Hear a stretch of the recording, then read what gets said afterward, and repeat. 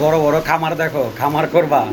হ্যাঁ, কবুতরের খামারে যে কষ্ট, এটা একদিন ট্রে পরিষ্কার করে দেখো 400-500 কবুতরের, তাহলে বুঝতে পারবা খামার কাকে বলে।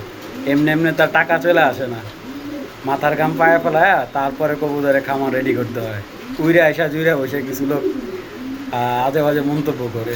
যাক, এইটা যার যার ব্যক্তিগত ব্যাপার। অনেক কষ্ট করে এই খামারটা রেডি করছি। আমার প্রায় অলরেডি সবসময় মাসে 200-300 কবুতর অ্যাভারেজে সেল হয়, এবং সর্বোচ্চ 500 পিস কবুতর আমি সেল করছি।